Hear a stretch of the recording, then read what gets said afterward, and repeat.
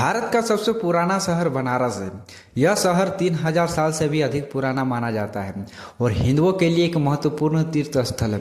कुछ विद्वानों का मानना है कि यह 4000 से 5000 साल पुराना है और यह बनारस शहर गंगा नदी के तट पर स्थित है, जो काशी के नाम से मशहूर है। चलिए जानते हैं कि ऐतिहासिक और धार्मिक महत्व के बारे में।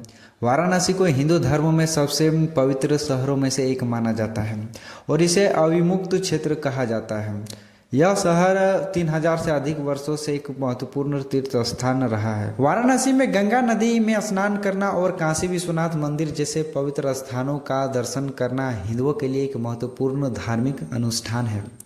पौराणिक कथाओं के अनुसार वाराणसी भगवान शिव के त्रिशूल की नोक पर टिका हुआ है। बौद्ध धर्म के लिए भी वाराणसी का महत्वपूर्ण स्थान है, क्योंकि यहीं पर गौतम बुद्ध ने अपना पहला उपदेश दिया था। पूरे भारत भर से लोग बनारस अपने जीवन में एक बार क्यों आना चाहते हैं? वो कौन सी आकर्षण करने वाली स्थानें हैं जो लोगों को अपनी ओर खींचती है? कहा जाता है कि बनारस अपने कई घाटों के लिए प्रसिद्ध है, जैसे दशाश्वमेध घाट, मणिकर्णिका घाट और हरिश्चंद्र घाट। यहाँ कई मंदिर हैं जिनमें काशी विश्वनाथ मंदिर, संकट मोचन हनुमान मंदिर और दुर्गा मंदिर प्रमुख है। वाराणसी अपने संगीत और नृत्य के लिए भी जाना जाता है और यहाँ कई बड़े प्रसिद्ध कलाकार हुए हैं। इन्हीं वजह से लोग एक बार जरूर बनारस आना चाहते हैं। बहुत सारे लोग बनारस को मौत का शहर क्यों कहते हैं? हिंदुओं का मानना है कि जिस व्यक्ति की मृत्यु बनारस की धरती पर होती है उसे मोक्ष और जन्म पुनर्जन्म के चक्र से मुक्ति मिलती है। कहा जाता है कि भगवान शिव और पार्वती का निवास स्थान वाराणसी की उत्पत्ति अभी तक अज्ञात है। ऐसा माना जाता है कि वाराणसी में गंगा में मनुष्यों को पाप को धोने की शक्ति है। चलिए अब जानते हैं बनारस में कौन सा घाट मृत्यु घाट के नाम से प्रसिद्ध है। गंगा नदी के किनारे स्थित मणिकर्णिका घाट मृत्यु घाट के नाम से प्रसिद्ध है। जीवन और मृत्यु का एक शक्तिशाली प्रतीक है, क्योंकि यह हिंदू परंपरा से दाह संस्कार के लिए सबसे पवित्र स्थानों में से एक है। यहीं पर आप जीवन और मृत्यु के शाश्वत चक्र को पूरी श्रद्धा के साथ चलते हुए देख सकते हैं। लेकिन बनारस में किसकी अंतिम संस्कार नहीं किया जा सकता है।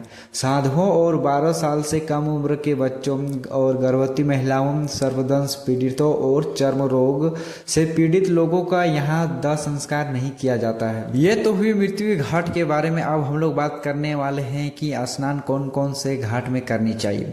सबसे पहले आप अस्सी घाट, फिर दशाश्वमेध घाट, फिर अरुणा नदी के पास, फिर पंचगंगा और फिर मणिकर्णिका घाट।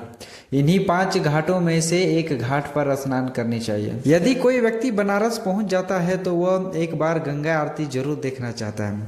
लेकिन हमारे मन में एक सवाल आता है कि सबसे अच्छा गंगा आरती किस घाट पर होती है? कहा जाता है कि दशाश्वमेध घाट पर सबसे अच्छा गंगा आरती होती है। ये लोगों का कहना है। गंगा आरती सूर्यास्त के तुरंत बाद शुरू होती है और लगभग 45 मिनट तक चलती है।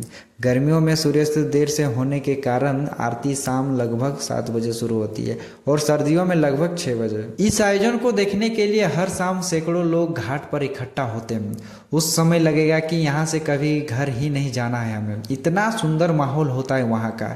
इसलिए तो बनारस को भारत की आध्यात्मिक राजधानी कहा जाता है। यदि आप बनारस नहीं गए हैं तो एक बार जरूर जाएं और वहाँ का माहौल में अपने आप को जाकर देखें।